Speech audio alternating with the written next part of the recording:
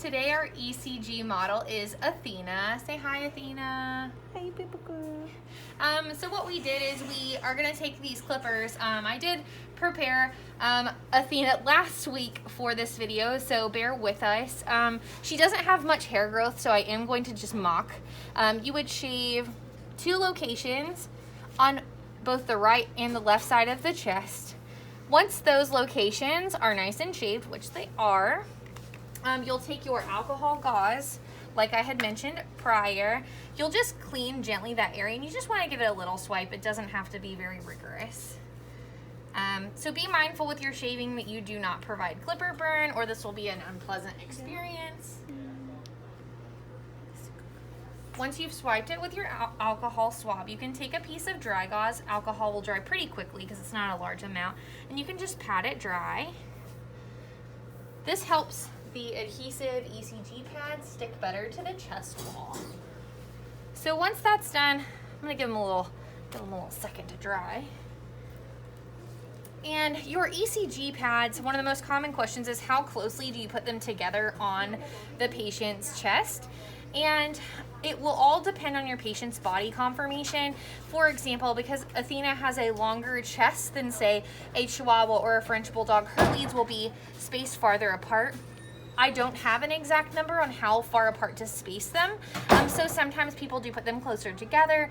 That is also okay. It should not cause interference.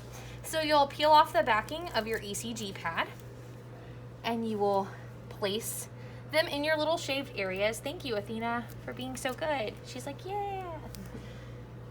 You'll place them where they're attached to the body wall. Sometimes if you hold them flat with your hand, your body heat can actually help the adhesive stick a little better. So once you have one side done, you can go ahead and move to the next one.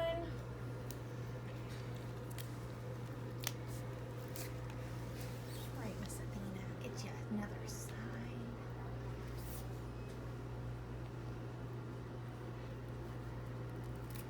They don't have to be perfectly straight. As long as you have shaved and they make good contact with the patient's body, they usually do read pretty well. Our ECG is equipped with the capability to read respiratory rates.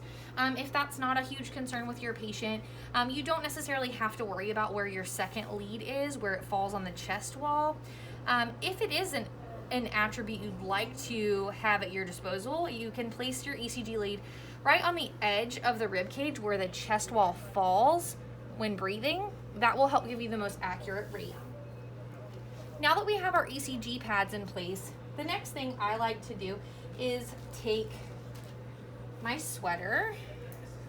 I have pulled this sweater in accordance with her body size. I believe the one I picked is up to 70 pounds. Now, we do have them in various sizes depending on patient size, and always cut them just a little bit longer than you think you'll need, as they do retract slightly after you stretch them over the patient. What I like to do is take it like a pair of pantyhose or a sock, and I stretch it. That way it's stretched out nice and, yeah, wait, that's your new dress. You want to make sure you cut it a little longer because you don't want your patient to end up with a crop top or a tank top, because that, in the long run, as funny and cute as it is, it will cause your patient to become very uncomfortable, and they can even potentially develop some edema around their legs and their abdomen. So what I do, I just take the sweater, place it over their head. I just tear holes. This is very easy to tear, to place leg holes, and then that way you can always adjust them and make them a little bit bigger. It's easier to make them smaller and enlarge them versus having to cut a new sweater and start over. So I just leave a couple inches of space, and I start tearing my first leg hole. I reach through. May I have your foot, please? There you go. And stretch one foot into there. And as you can see, it's snug, but I can still fit my fingers under it. It should not be tight. If it is tight, pull it just a little bit more to stretch. Brittany, if you want to do that side. It's okay. It's alright. Good girl. You'll just stretch the leg right through that area.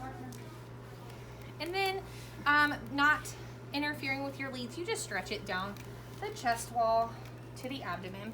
Now, I feel like this fits her pretty well.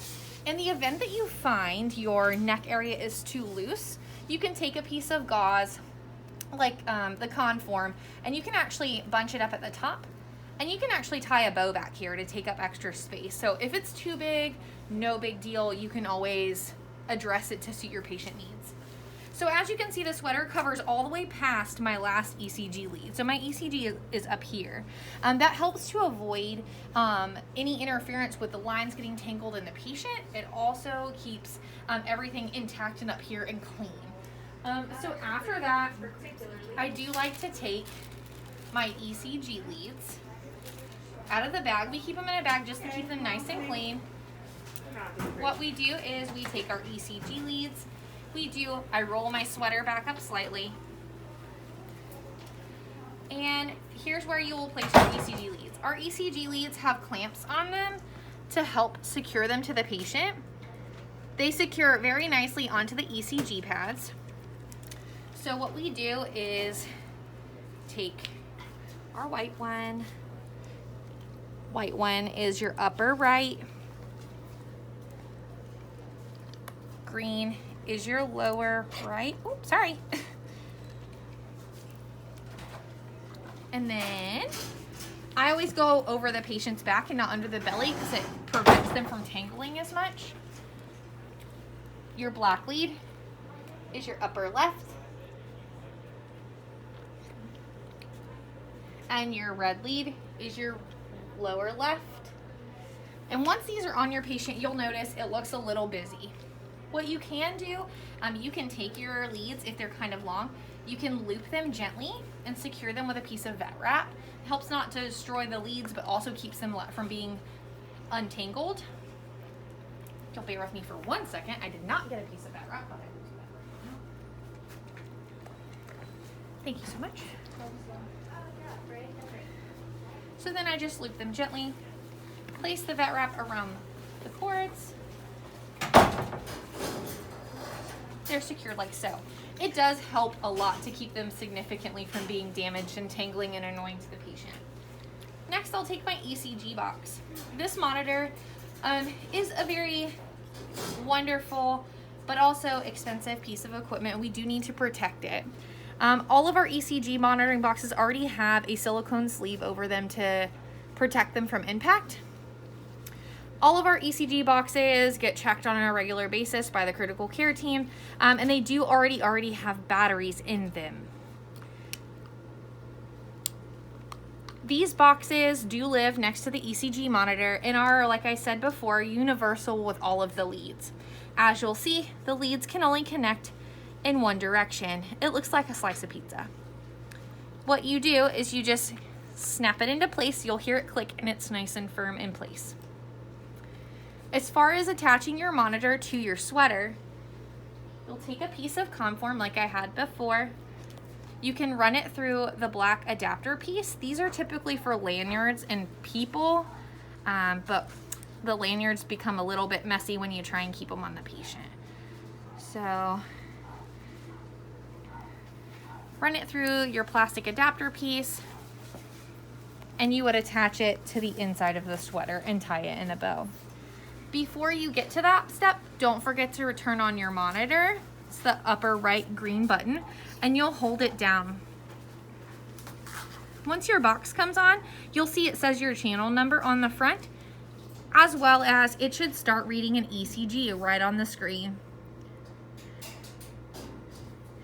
On this screen, it also gives you your battery level. So if your battery starts going dead, that battery will change in level exactly on the screen.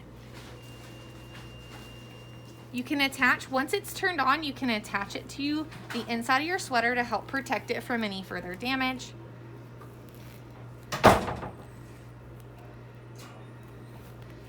And I just pull it up in the sweater.